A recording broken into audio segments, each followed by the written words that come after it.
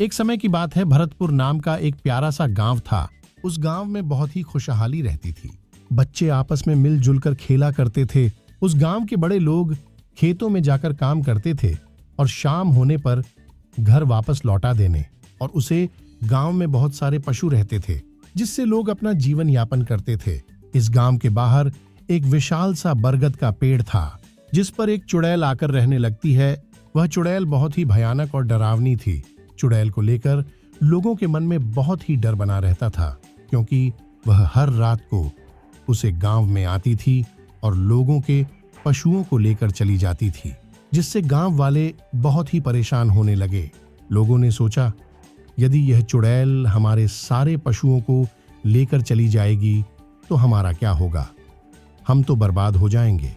इसीलिए हमें जल्दी ही कुछ करना होगा गांव वालों, नहीं तो यह हमारे सारे पशुओं को उठाकर लेकर चली जाएगी। लेकिन किसी में इतनी हिम्मत नहीं कि वह उसे चुड़ैल के पास भी जा सके।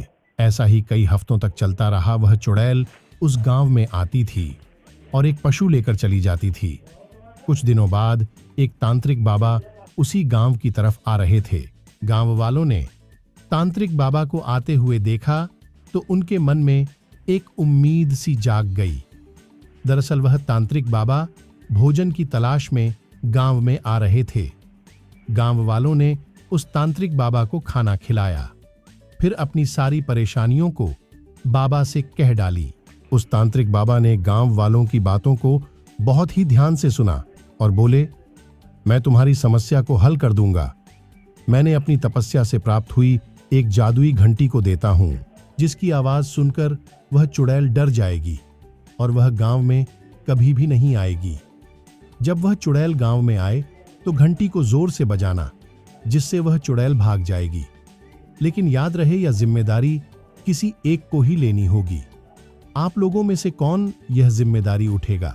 सभी लोग आपस में एक दूसरे को देखने लगते हैं कि कौन यह जिम्मेदारी उठाएगा।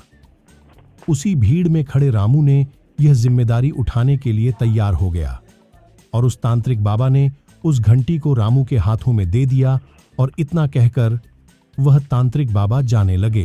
हर रोज की तरह जब वह चुड़ैल उस गांव में फिर से आती है तो उसे क्या पता था कि उसके साथ कोई साजिद रची गई है। तो क्या कुएं के पास खड़े रामू ने उसे जादुई घंटी को जोर जोर से बजने लगा। घंटी की आवाज सुनकर चुड़ैल बहुत डर जाती है और वहां से भागने लगती है। रामू उस घंटी को तब तक बजाता रहता है जब तक कि वह चुड़ैल उस गांव से बहुत दूर ना चली जाती है। वह चुड़ैल इतना डर जाती है कि वह उस गांव में कभी नहीं वापस आती है। और अब एक बार फिर उस गांव में खुशहाली लौट आई। फिर गांव वाले बहुत खुशी से रहने लगे। इस कहानी से हमें यह सीखने को मिलती है कि कितनी भी विकट परिस्थितियां क्यों ना हो, हमें घबराना नहीं चाहिए, बल्कि आपस में मिलकर उस समस्या को हल करने का प्रयास करना चाहिए।